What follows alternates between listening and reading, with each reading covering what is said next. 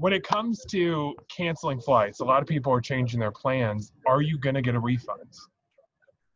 That is an excellent question, and the answer is maybe. But what we recommend at Consumer Reports is that you be persistent.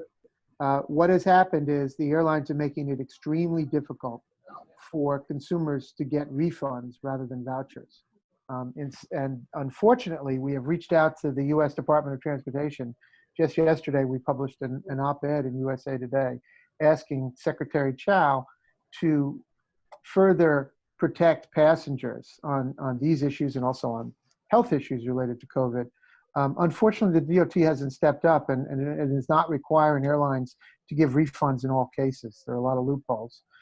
So it's going to involve work, but we do recommend that you try. And again, the number one thing you need to do is be persistent. You're probably not going to be successful on the first phone call or the first text, but keep doing it.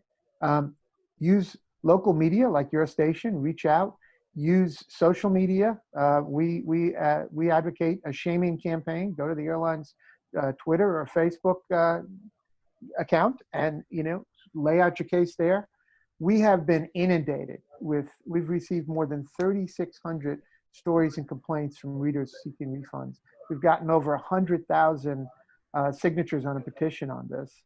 And just today we had a webinar where there were more than 1,000 people on there. And so we're saying, fight it, contact the DOT, CC them on your complaints, contact Consumer Reports.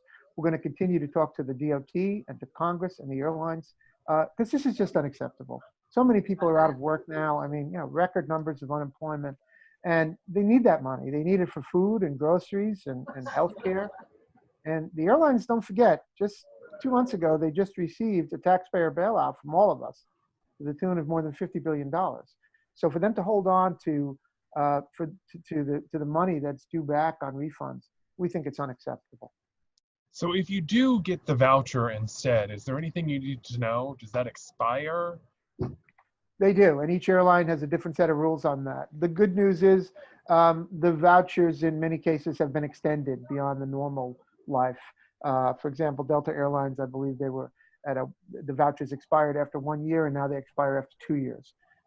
If you want a voucher, that's fine. But our position is, if you don't want a voucher, if you want a refund, then you should be getting a refund. Are there any key words you should say when you try to get your refunds? Yes, that's an excellent question. Not many people have asked me that, and I'm glad you did.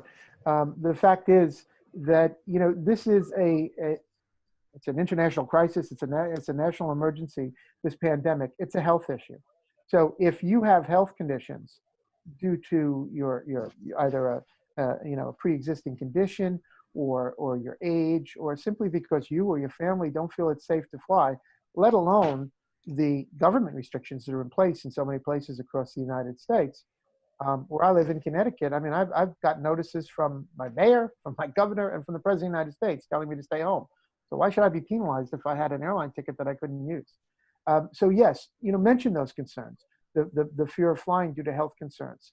The airline industry has not yet stepped up in terms of reassuring everyone that that it's safe to fly from a health perspective. And again, unfortunately, that's why we're reaching out to the DOT. The DOT has really not stepped up. Anything else people should know?